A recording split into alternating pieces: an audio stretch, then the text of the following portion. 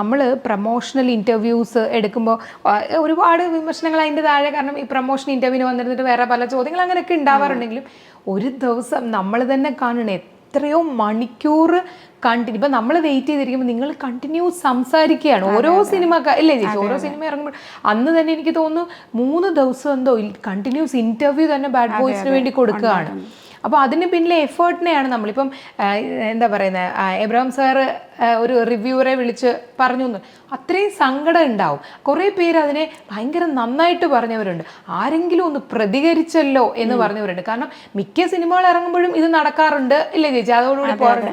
അങ്ങനെ പറഞ്ഞ കുറേ പേരുണ്ട്, ആരെങ്കിലും ഒന്ന് പ്രതികരിച്ചല്ലോ ഇതിനെതിരെ. അങ്ങനെ സാറ് വിളിച്ച് പറയാൻ പോകുന്നതിന് ചേച്ചിയുടെ അടുത്ത് പറഞ്ഞിരുന്നു അത്രയും. അല്ല, ഇതെന്താന്ന് വെച്ച് കഴിഞ്ഞാൽ ആക്ച്വലി ഈ സിനിമ ഇറങ്ങിയ സമയത്ത് ഈ പറഞ്ഞ സോ കോൾഡ് റിവ്യൂവറുടെ റിവ്യൂ വന്നില്ല. നോർമലി ഇവര് first, second day, third day ഒക്കെ ആകുമ്പോഴത്തേക്ക് മാക്സിമം റിവ്യൂസ് ഇടാറുണ്ട്. ഇത് 7th ഡേ നമ്മൾ GCC റിലീസ് ചെയ്ത അന്നാണ് ഇദ്ദേഹത്തിന്റെ റിവ്യൂ പ്ലസ് വേറൊരു so called reviewer from Dubai. അദ്ദേഹത്തിനും വ്യൂവർഷിപ്പ് ഉണ്ട്. ഞാൻ അദ്ദേഹത്തെ അറിയില്ല കേട്ടോ, ഞാൻ അറിയില്ലായിരുന്നു. ഞാൻ പറഞ്ഞില്ല, ഞാൻ അങ്ങനെ റിവ്യൂവേഴ്സിനെ അധികം ഒന്നും ശ്രദ്ധിക്കണ ആളല്ല.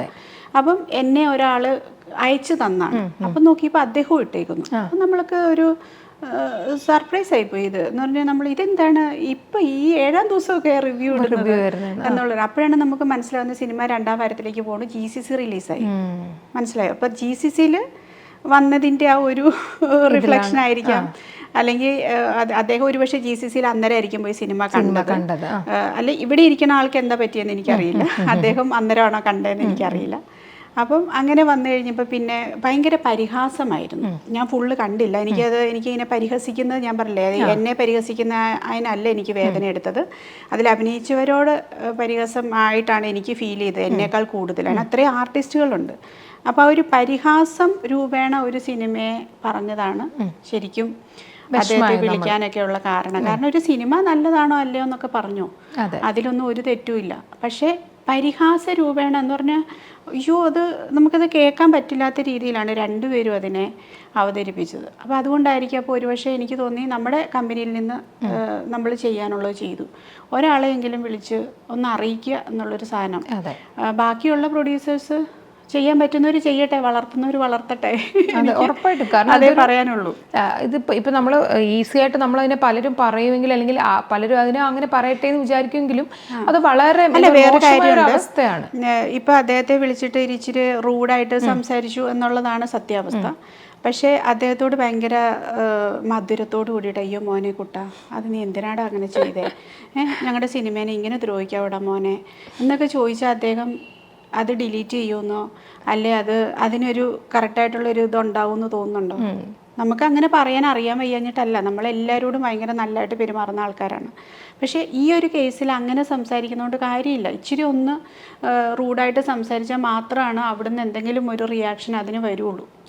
ഇത്രയും പൈസ മുടക്കി അത് എത്രയോ ബുദ്ധിമുട്ടി അല്ലേ ഒരു സിനിമ നമ്മൾ കഥയ്ക്കുകയും സംവിധാനം ചെയ്യുക മാത്രമല്ല, അതിന് ഇപ്പോഴത്തെ കാലഘട്ടത്തിലെ ഓൺലൈൻ പ്രൊമോഷൻ എന്ന് പറഞ്ഞ് തന്നെ ഒരു സംഖ്യ എനിക്ക് തോന്നുന്നു പ്രൊഡ്യൂസേഴ്സ് എല്ലാം തന്നെ നീക്കി വെക്കുന്നുണ്ട്. പണ്ടത്തെ പോലെയല്ല, ഒരു സിനിമ ഇറക്കുക എന്നുള്ള രീതിയല്ല.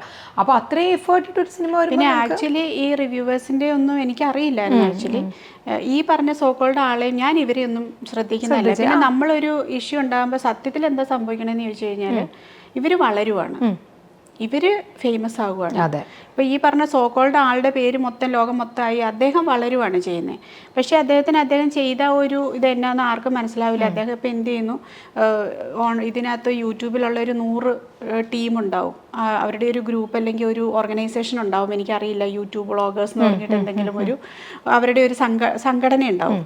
അതിലുള്ള എല്ലാവരും അദ്ദേഹത്തെ സപ്പോർട്ട് ചെയ്തിട്ട് ഇതേ സാധനം ചെയ്യുന്നത് കണ്ടു. അദ്ദേഹം പറയുകയും ചെയ്തു അവിടെ ഇരുന്നിട്ട്, ഞാൻ ഇതുപോലെ എല്ലാവരോടും പറയും, അപ്പം ഞങ്ങളെല്ലാവരും എൻ്റെ ഒപ്പമാണ് എന്നുള്ളൊരു സാധനം ഉണ്ടല്ലോ. എല്ലാവരും എൻ്റെ ഒപ്പമാണ്. എന്നെ പ്രൊഡ്യൂസർ അസോസിയേഷനിൽ നിന്ന് വിളിച്ചു, എന്നെ യൂട്യൂബ് സംഘടനയിൽ നിന്ന് വിളിച്ചു, വ്ളോഗേഴ്സ് സംഘടനയിൽ നിന്ന് വിളിച്ചു, എല്ലാവരും എനിക്കൊപ്പമുണ്ട്. അപ്പോൾ എനിക്ക് തോന്നിയൊരു കാര്യമുണ്ട്, ഈ നാട് നന്നാവില്ല. എന്ന് പറഞ്ഞാൽ ഇവിടെ ഒരു ബിസിനസ് ഒന്നും ചെയ്യാനായിട്ട് ഇവിടെ നമ്മളൊരു ബിസിനസ് എന്ന് ഞാൻ ഉദ്ദേശിക്കുന്നത് ഇതുകൊണ്ട് നമ്മൾ ഏതാണ്ട് വലിയ ലാഭം എടുത്തുകൊണ്ട് നാട്ടുകാരുടെ പൈസ എല്ലാം കൂടെ കൊണ്ടുപോയി നമ്മൾ വീട്ടിൽ കൊണ്ടുവച്ചിട്ടില്ല. നമ്മൾ നമ്മുടെ കയ്യിലെ പൈസ കുറച്ച് പേർക്ക് തൊഴിലുണ്ടാക്കി കൊടുക്കുന്നു. നമുക്ക് നമ്മുടെ ഒരു പാഷനെ നമ്മൾ ഫോളോ ചെയ്യുന്നു. നമ്മൾ ആർട്ടിസ്റ്റുകൾ ഒന്നും വന്ന് ഫ്രീ ആയിട്ടല്ല അഭിനയിച്ചേക്കുന്നത്. എല്ലാവരും എല്ലാം വർക്ക് ചെയ്തവർക്ക് എല്ലാം കറക്റ്റായിട്ട് ശമ്പളവും കൊടുത്ത് എല്ലാവരെയും ഹാപ്പി ആക്കിയിട്ടാണ് ഒരു സിനിമ. അത് പോരാഞ്ഞിട്ട് ഷൂട്ടിംഗ് എന്ന് പറയുന്നത് ഇന്നത്തെ കാലത്ത് ഭയങ്കര ബുദ്ധിമുട്ടുള്ള കാര്യമായിട്ട് എനിക്ക് തോന്നിയില്ല ഈ ഒരു സിനിമ ഇറക്കുന്നതോട് കൂടിയിട്ട്.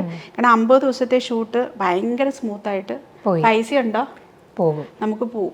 നമ്മൾ നല്ലതായിട്ട് രീതിയിൽ അവർക്ക് കംഫർട്ട് കൊടുത്തു കഴിഞ്ഞാൽ ഷൂട്ടിങ് ഭയങ്കര ഹാപ്പി ആയിട്ടു. അതുകൊണ്ടാണ് ഇത്രയും ആർട്ടിസ്റ്റ് നമ്മുടെ ഒപ്പം നിന്നത്. അതെ ഇത്രയും പൊന്നു കണ്ടല്ലോ ഇന്റർവ്യൂസിനൊക്കെ അവര് പ്രൊമോഷന് എത്ര അത് എല്ലാവർക്കും അതേ സന്തോഷം. ഇപ്പൊ ചില പ്രൊമോഷൻ നമുക്ക് കാണാറുണ്ട് ആൾക്കാർ വേണോ, പക്ഷെ ഇതിന് എല്ലാവർക്കും ഓരോന്നിനും ഇരിക്കാൻ ഭയങ്കര ഇപ്പൊ പ്രത്യേകിച്ച് നമ്മുടെ ബിബിൻ എന്നൊക്കെ പറഞ്ഞ ബിബിൻ നമുക്കറിയാം കാലൊക്കെ ഒരു എനർജി ആയിരുന്നു. അതുപോലെ ചേട്ടനായാലും റഹ്മാൻ സാർ ആയാലും എല്ലാവരും എത്ര ദിവസം വേണേലും അവര് നമ്മൾക്ക് കോളേജസിലല്ലേ ഒരുപാട് സഹകരിച്ചവർ. അതെനിക്ക് ആ നന്ദി ഞാൻ ഇതിനകത്തൂടെ തന്നെ അറിയിക്കുകയാണ്. എൻ്റെ സിനിമയിൽ അഭിനയിച്ച എല്ലാ ആർട്ടിസ്റ്റുകൾക്കും ഉള്ള നന്ദി. കാരണം അത്രയും അവര് ആത്മാർത്ഥമായിട്ടും നിന്നു ചെയ്തു. കാരണം വേറെ ചില സിനിമകളിലൊക്കെ അവർക്ക് നമ്മളോടൊരു കമ്മിറ്റ്മെന്റ് ഉണ്ട്, അവർ അത് ചെയ്യേണ്ടതാണെന്നുള്ളത് കൊണ്ട് വന്ന് ചെയ്തു പോകുന്നവരുണ്ട്.